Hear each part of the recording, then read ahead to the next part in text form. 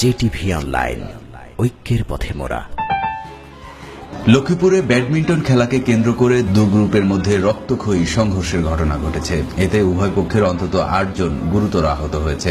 বুধবার রাতে সদর উপজেলার ভবানীগঞ্জ ইউনিয়নের চৌরাস্তা বাজার এলাকায় এ ঘটনা ঘটে। আহতদেরকে উদ্ধার করে লক্ষ্মীপুর সদর হাসপাতাল সহ বিভিন্ন ক্লিনিকে ভর্তি করা হয়েছে।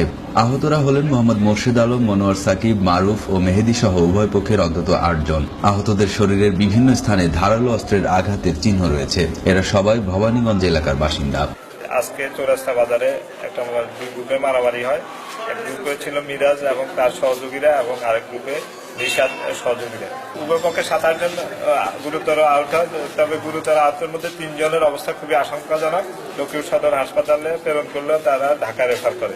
লক্ষ্মীপুর সদর হাসপাতালের আবাসিক মেডিকেল অফিসার মোহাম্মদ আনোয়ার হোসেন জানিয়েছেন, আহত মোর্শেদ, মনোয়ার সাকিব ও মেহেদির অবস্থা আশঙ্কাজনক হওয়ায় উন্নত চিকিৎসার জন্য ঢাকায় প্রেরণ করা হয়েছে। মোর্শেদের অবস্থা একটু আশঙ্কাজনক, বুকের লাংস পর্যন্ত একটু ইনজুরি আছে, আর বাকি 2 জনের হাতে খুব এক্সটেন্সিভ ইনজুরি আছে। তারপরে লাইফ সেভিং আমরা আশা করি আর কি। আর মোর্শেদকে আমরা গুরুতর অবস্থায় পাইছি আর কি। আপাতত ফার্স্ট এড দিয়ে আমরা ব্লিডিংটা চেক দিয়ে ইনফিউশন দিয়ে তাকে ঢাকা রেফার। লক্ষ্মীপুর সদর থানার ভারপ্রাপ্ত কর্মকর্তা আব্দুল্লাহ আল মামুন ভুইয়া জানান, সংঘর্ষের খবর পেয়ে পুলিশ ঘটনাস্থল পরিদর্শন করেছে। এ ঘটনায় জড়িত কাউকে এখনো আটক করা হয়নি, তবে ওই এলাকায় পুলিশের অভিযান অব্যাহত রয়েছে।